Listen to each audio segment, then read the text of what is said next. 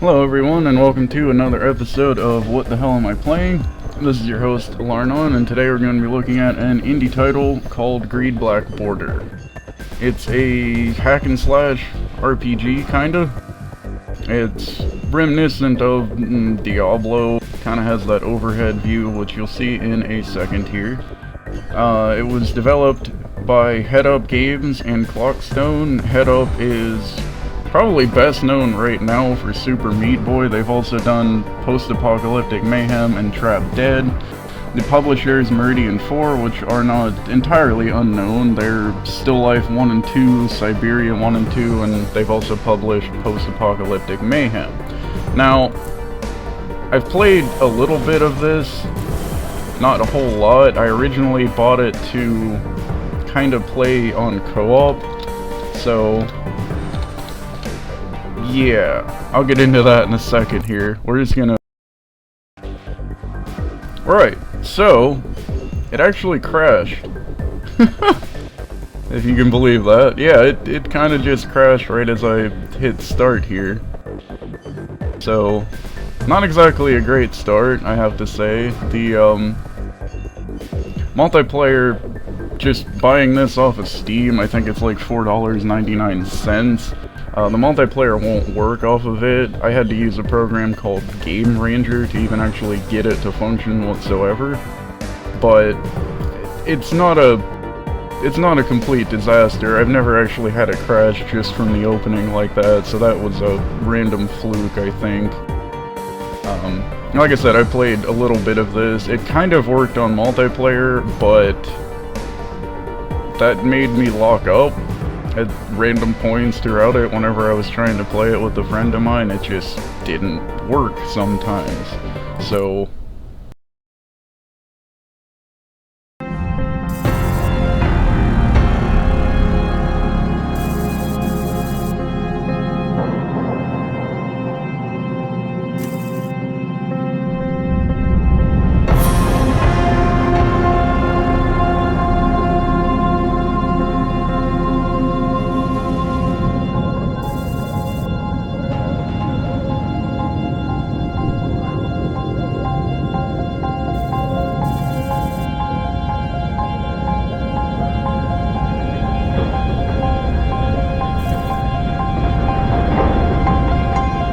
A speaker of the High House of Camulos has confirmed that in the legal vacuum of empty space between the colonies, a further 14 ships belonging to pirates, gamblers, and ex-mercenaries have been destroyed. Thus, the new policy of the uncompromising tough... The 5 Earth colonies, Condatus, Tyrannus, Urkura, Nito, and Camulos, dissolved their alliance 15 years ago. Together with political intrigues, it was above all the dispute over Icarium which caused the breaking off of diplomatic...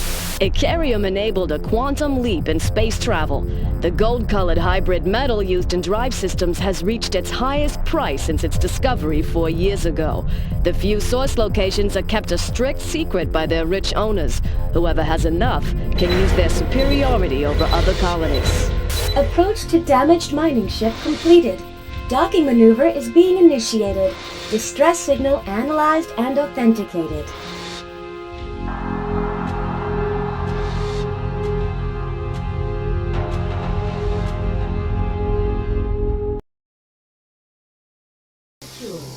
Safety release of docking plans for launch to be actioned by Yukon 5 executive personnel on the bridge. Yeah, great. Where do I find the bridge? right. So this actually crashed again a couple times. I'm gonna go with possibly it doesn't like fraps, because it was not doing that before, so we can hope for that anyway. We'll see if it keeps doing it or not. Anyway, yeah, familiar kind of perspective. I quite like it. You can zoom in and out. There's really not much of a point, but there you go. So, I haven't played this in a while. Like I said, I kind of bought it to do on co-op because I just like games like this on co-op. I mean, I used to play D2 all the time for that. Oh yeah, I forgot to dodge. Ah, there you go. I like the game. I really like the music, honestly. If you got it in the very beginning of the video, like on the menu screen, and even that little bit of it that you get from the opening movie. I really like it, I do. It's quite cool. So, some parts of this beginning I'll probably remember, some parts I won't, but I will show you at least the leveling system, a little bit of combat, stuff like that, and there are some fairly interesting puzzle mechanics in here as well, which I quite like, and they're certainly worth a look.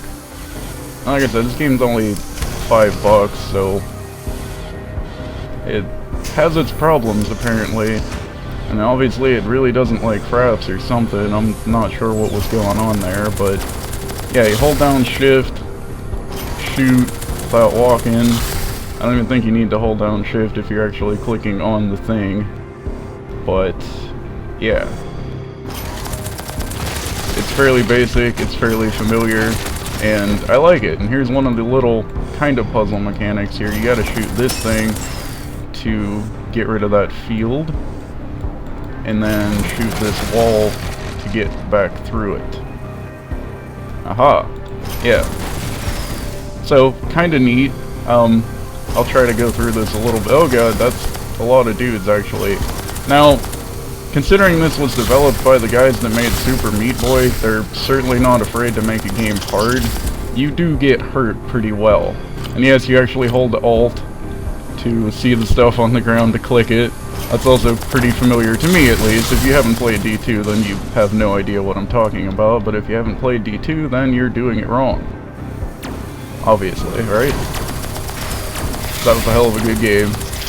I miss that. I miss those days, honestly. I went from that to Warcraft, and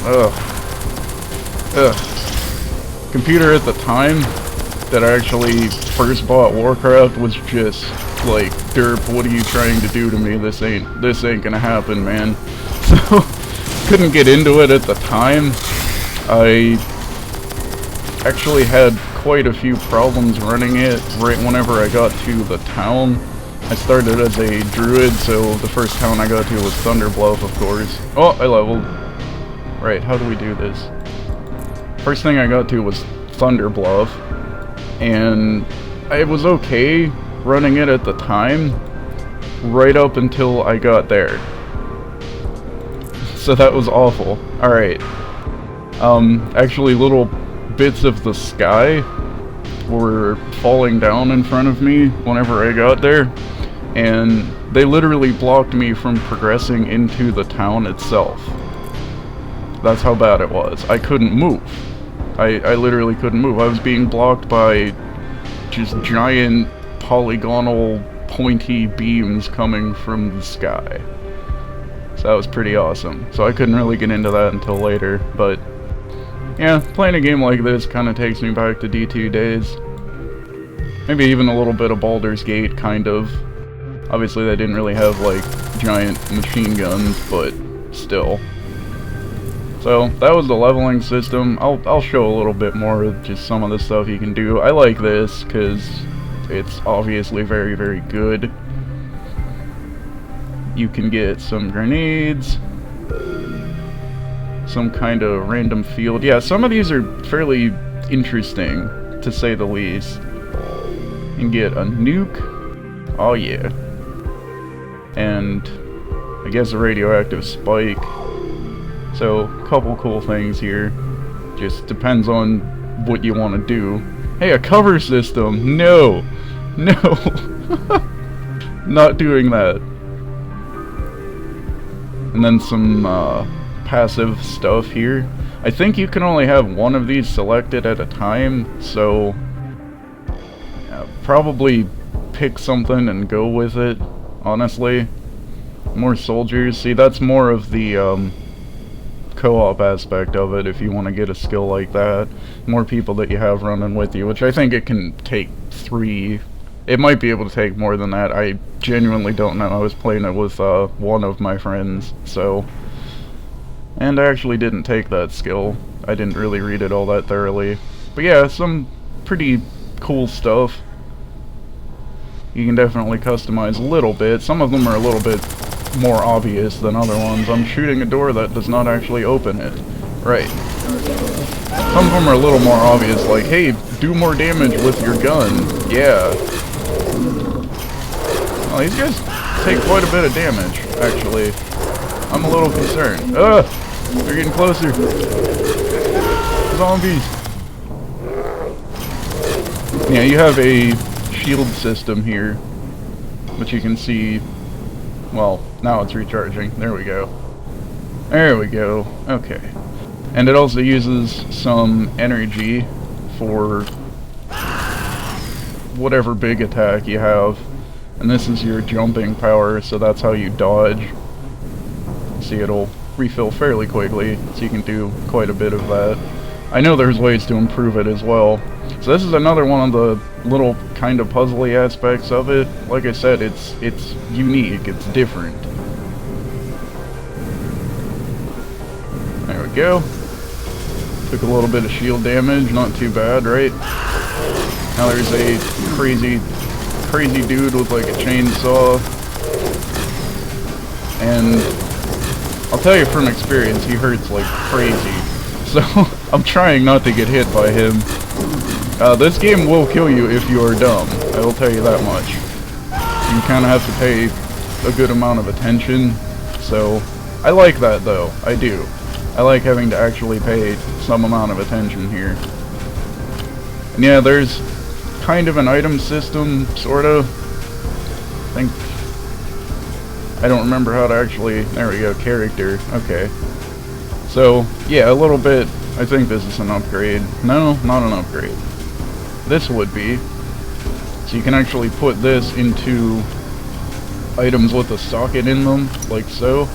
And then equip it. Now it's an actual upgrade, so pretty simple. I haven't really seen stores all that much, but the old crap that you have, you can turn into recyclable materials, which you may be able to sell later on in the game. Like I said, I didn't really get particularly far in this, but this is not the best time to go.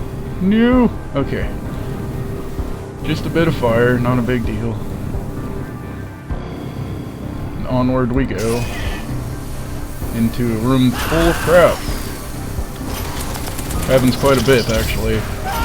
There is really not a great deal of combat lacking in this. There's quite a bit of combat. But there's also some neat little puzzles and stuff that will kill the crap out of you if you fail at them. Which, most of those are a little bit later here, I'll tell you.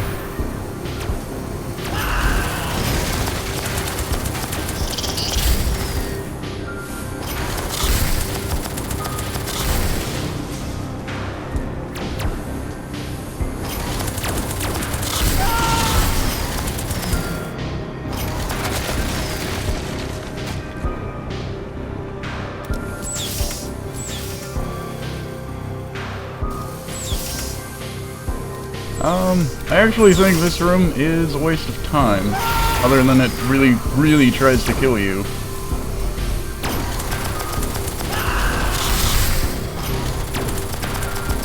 Which, yeah, you're not seeing me take a whole lot of damage, because I've actually kind of learned my lesson with it. It will try to kill you, eventually. You might even die from the start, I don't know. The first time I played through it, even in that little opening room, I didn't realize these things did so much damage.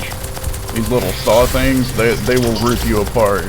And then that big zombie dude that was holding a freaking saw, yeah, he'll kill you fairly quickly. Just want to point that out there. But, yeah, there's not really a whole lot of complexity to this.